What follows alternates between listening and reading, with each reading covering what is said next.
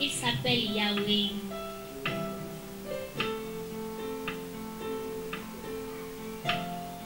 Celui qui s'est fait chair, il est descendu sur la terre pour pouvoir porter nos péchés. Il est allé sur la croix à cause de toi et moi. En ce temps de la Pâque, je veux à ce que tu reconnaisses la place de Jésus dans ta vie. Le Fils de Dieu. Est-ce que tu connais la puissance qui se trouve dans son nom? Si tu ouvres ton cœur, il te fera quelque chose ce matin. Il s'appelle Yahweh, Yahweh. Nous sommes ici ce matin pour pouvoir t'adorer.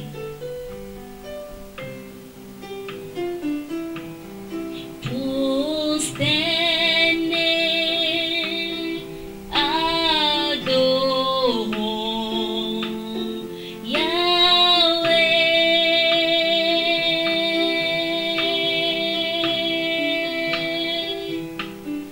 Prosterné, adorons Yahweh.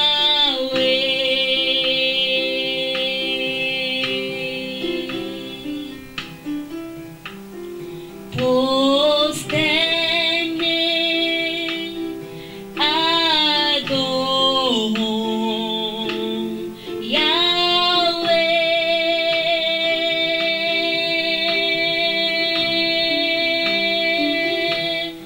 Prosterné, adorons Yahweh. Prosterné,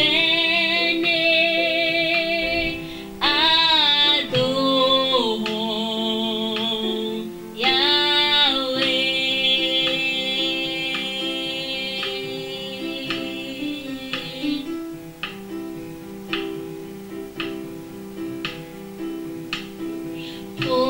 Prosterné, adorons Yahweh.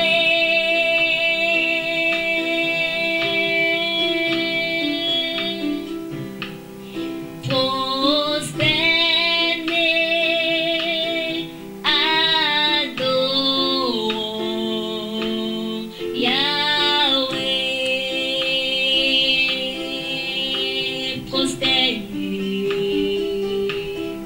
prosterné, adorons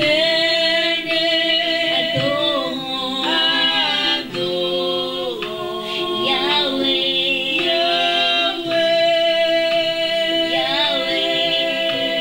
Yahweh, prosterné, adorons Yahweh. Oh, les mains levées, adorons Yahweh. Les mains levées, adorons Yahweh. Les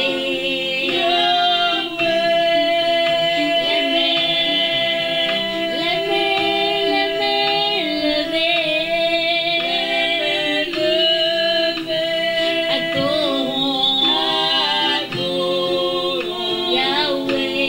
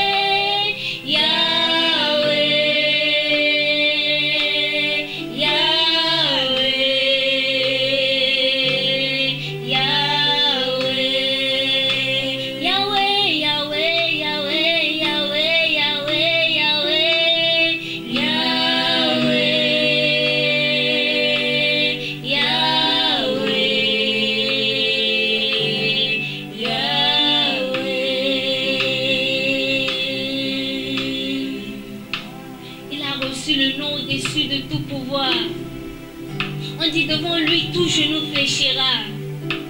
Et toute langue confessera qu'il est Seigneur.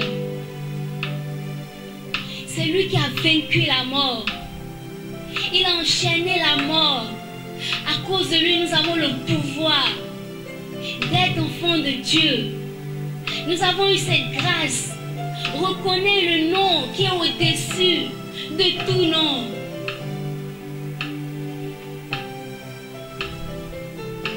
Aucun démon, aucune maladie ne peut rester devant lui. Aucune. Oh Seigneur Jésus, nous t'adorons ce matin.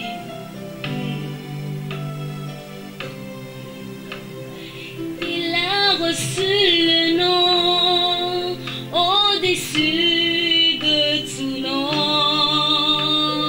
Il a reçu le nom au-dessus de tout nom. Et tout genou fléchira lorsqu'on parlera de l'agneau. Et tout genou fléchira lorsqu'on parlera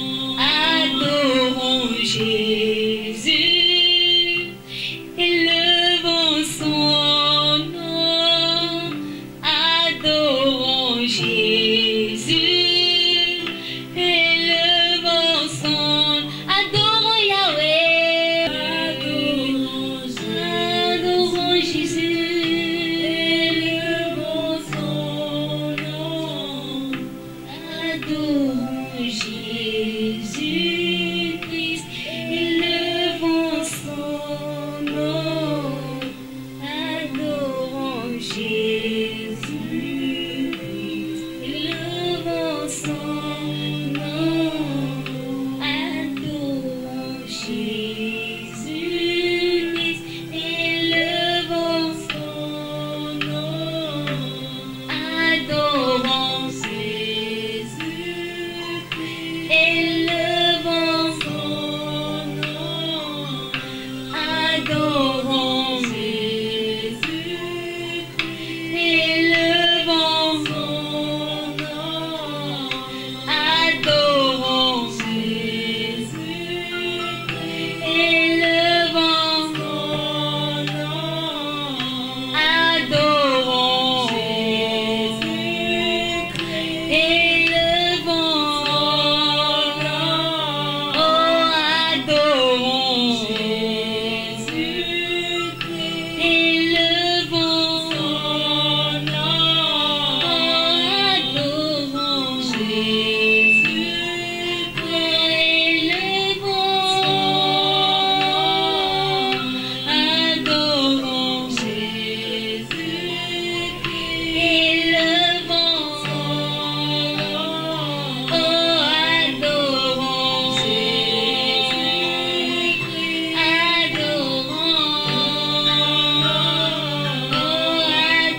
Adorons Jésus-Christ, élevons son nom. Oh, adorons Jésus-Christ,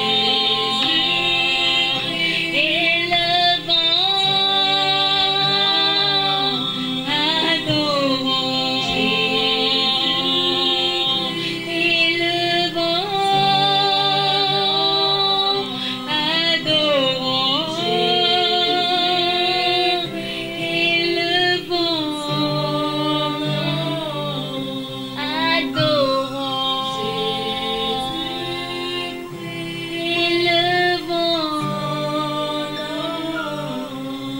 Adorons Jésus-Christ, élevons. Adorons Gloire à Dieu. Alléluia. Que quelqu'un qui m'entend crie Alléluia ce matin, puisque notre Seigneur Jésus-Christ est ressuscité d'entre les morts. Oui, c'est une grâce. Nous sommes en vie et nous sommes en train de commémorer la résurrection de notre Seigneur. Béni soit le nom de l'Éternel au plus haut des cieux. Adorable Père, nous te disons merci. Merci pour ce temps merveilleux. Merci pour cette grâce. Merci pour tout ce que tu fais. Et merci parce que il t'a plu dans ton amour de nous compter parmi les vivants. Sois béni, Père. Permets, Éternel Dieu, à ce que ce message touche quelqu'un. Permets ce matin à ce que ce message apporte la guérison à quelqu'un. Merci, Éternel Dieu. Au nom puissant de Jésus, nous avons prié. Amen. Ce matin, chers frères et sœurs, nous sommes à la fête de Pâques, la résurrection de notre Seigneur Jésus-Christ. Oui, cette fête, au fait, n'est pas pour ceux-là qui ne sont pas nés de nouveau. C'est pour ceux-là qui ont fait l'expérience du salut de leur âme. Ceux-là qui sont convertis. Ceux-là qui ont eu à confesser Jésus-Christ comme le Seigneur et le Sauveur. Ceux-là qui l'adorent en esprit et en vérité. Chers frères, chères sœurs, je voudrais te poser une question ce matin. Et si Christ n'était pas ressuscité, notre foi sera comment? C'est ça le thème que je voudrais développer ce matin. Et si Christ n'était pas ressuscité d'entre les morts, notre foi sera comment?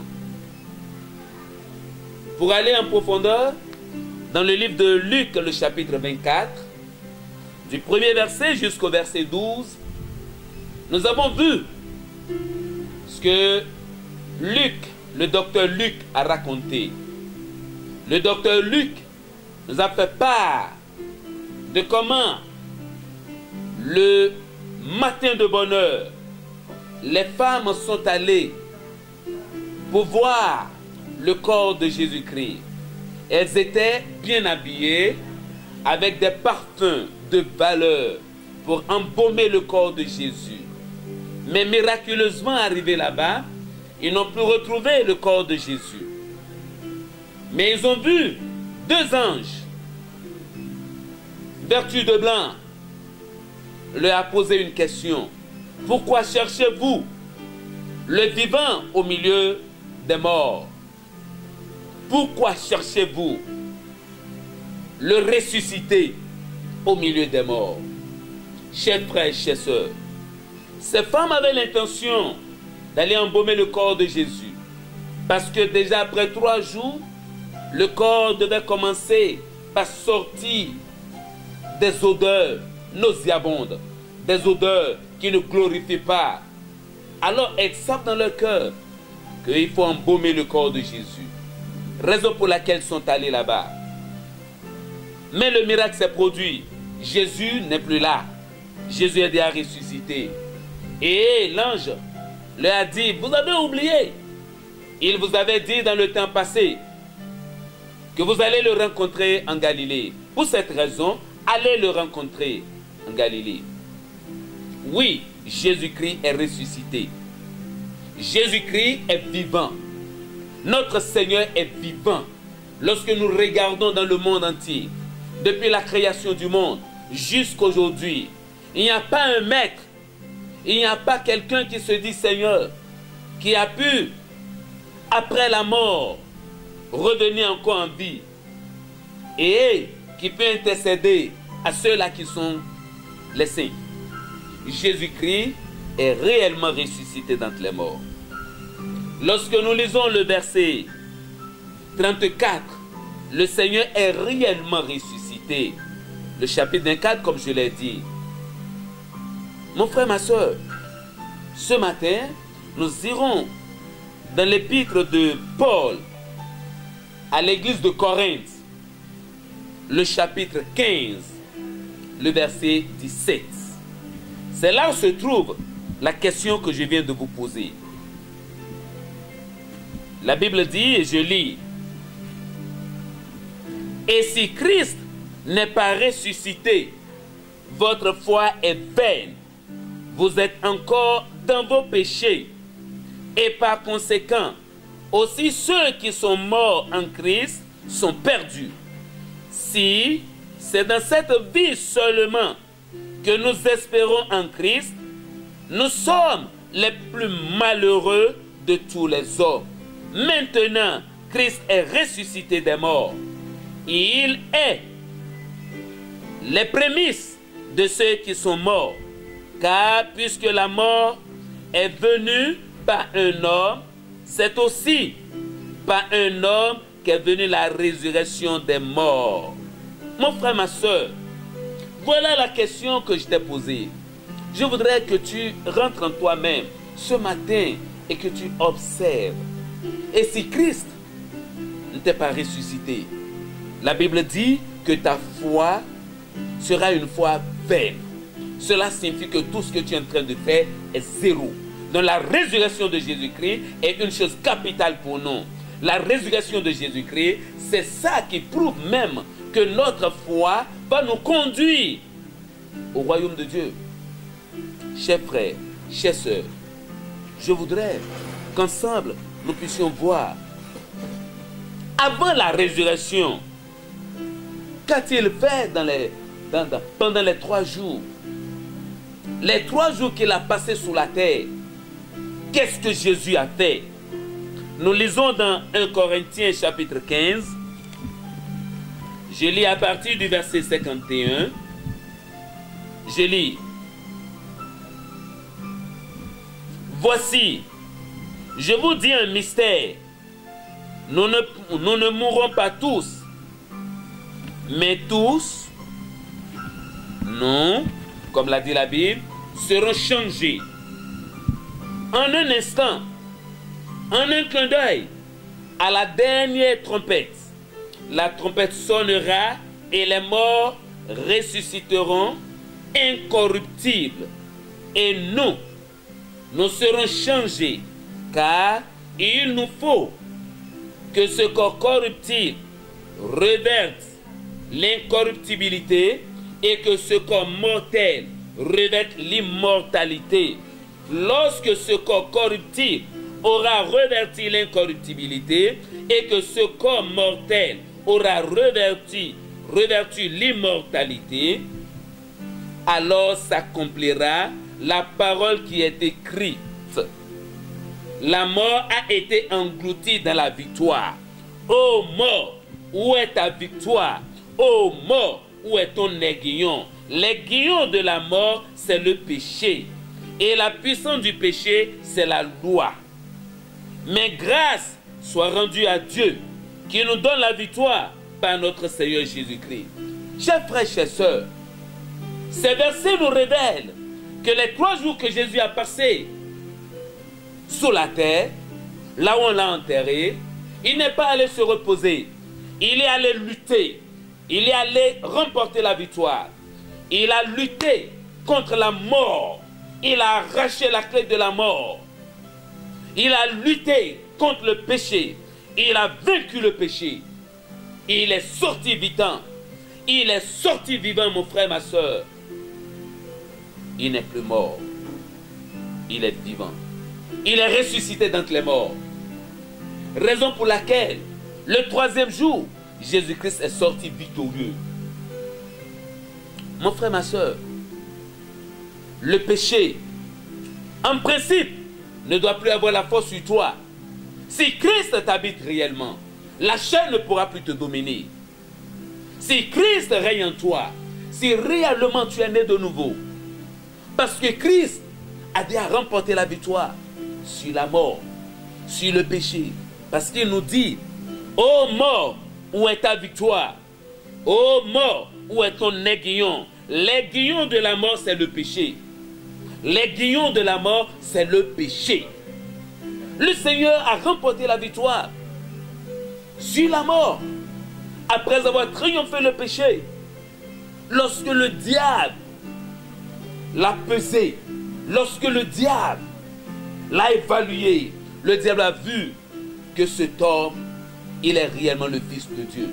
Cet homme est réellement l'enfant de Dieu. Cet homme est réellement le roi des rois. Le diable n'a pas pu remporter la victoire sur lui. Et il a remporté la victoire, lui, le Fils de Dieu. Chers frères, chers sœurs, il est allé lutter et il est sorti victorieux. Raison pour laquelle, mon frère, ma soeur, ta foi doit se baser sur Christ, rien que Christ. Il n'y a plus autre chose. Il n'y a pas un maître, il n'y a pas un seigneur, il n'y a pas un pasteur, il n'y a pas un révérend, il n'y a pas quelqu'un d'autre. Mon frère, c'est Christ ou rien. Voilà ce que Jésus a fait avant les 3 jours. Maintenant, toi, qui m'écoutes, toi, qui sais bien sûr que Jésus est ressuscité, ta foi est comment? Parle de ta foi. Mon frère, ma soeur, nous avons l'habitude de dire que oui, j'ai donné ma vie à Jésus. Mais lorsque les problèmes arrivent, nous commençons par trembler. Je bénis l'Éternel pour ce temps où les lieux de culte sont fermés. C'est un temps pour voir la foi de tout un chacun de nous, pour voir la véracité de notre foi, pour voir réellement est-ce que Christ est en toi. Quelqu'un ne peut pas te surveiller. Moi, je suis ton pasteur. Je ne peux pas te surveiller. Je ne peux pas me balader pour dire je te surveille. Mais Christ est là. Si réellement tu crois en ce Seigneur Jésus, ta vie maintenant doit être une vie qui rend gloire à Dieu. Mon frère, ma soeur, n'oublie pas que Jonas a été confiné pendant 3 jours. Il a été enfermé dans le ventre du poisson.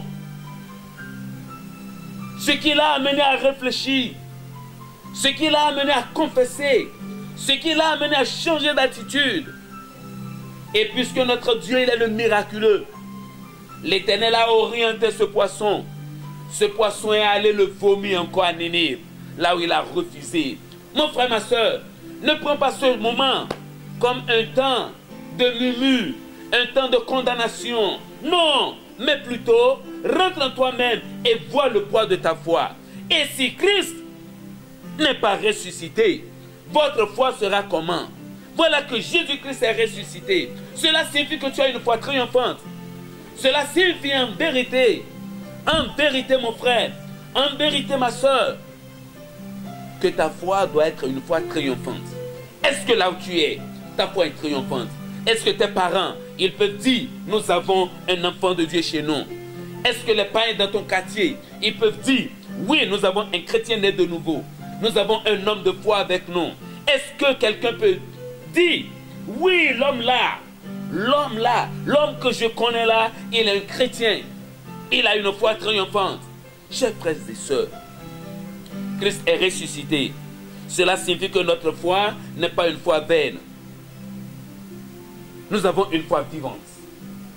Et nous sommes maintenant appelés à nous préparer. Après ce confinement, nous allons maintenant démontrer la puissance de Dieu. Toi et moi, nous allons démontrer la puissance de Dieu. Nous allons démontrer la gloire de Dieu. C'est un temps où chacun, dans sa maison, dans sa chambre cachée, il pourra maintenant rentrer en lui-même. Il pourra maintenant faire face à sa foi. Chers frères et sœurs, Christ est ressuscité. Nous sommes en train de fêter la résurrection de Jésus-Christ. Mais c'est une foi vivante. Ça doit nous galvaniser pour qu'on aille rechercher la face du Seigneur. Pour que tu ailles rechercher la face du Seigneur, obtenir de grandes choses chez ton Seigneur et démontrer ta foi vivante. Chers frères, chers sœurs, ce n'est pas affaire de préparer, de manger. Non, c'est affaire de rentrer en lui-même et de voir sa foi. Baisse ta tête, mon frère. Baisse ta tête, ma soeur. Et je vais prier pour toi ce matin. Je vais prier pour toi ce matin. Ce matin, nous sommes en train de célébrer la résurrection de notre Seigneur. La résurrection de notre Seigneur. La résurrection de notre Seigneur. La résurrection de notre Seigneur. Oui, c'est une fête de foi. Une fête de foi vivante. Une foi vivante. As-tu cette foi? Ferme tes yeux là où tu es. Je prie ce matin. Je prie ce matin. Je prie ce matin. Au nom puissant de Jésus. Adorable Père, tes enfants qui m'entendent là où ils sont, je demande à ce que la foi vivante les pénètre au nom de Jésus. Puisque tu es ressuscité d'entre les morts, la puissance de ta résurrection les pénètre au nom de Jésus. Ta gloire se manifeste au nom de Jésus. S'il y a un malade parmi eux, s'il y a quelqu'un qui souffre parmi eux, je déclare ce matin que la résurrection, la puissance de la résurrection de Jésus-Christ apporte la solution à ton problème, apporte la solution à ton problème, apporte la guérison à ton problème, apporte la guérison à ton problème. Toi qui es malade, peut-être ce mal t'a déjà atteint. Je prie pour toi ce matin que la puissance de la résurrection de Christ élimine ces virus de ta vie au nom de Jésus. Reçois ta guérison, reçois ta guérison, reçois ta guérison. Merci Seigneur, au nom puissant de Jésus. Amen, amen, amen au nom de Jésus. Pour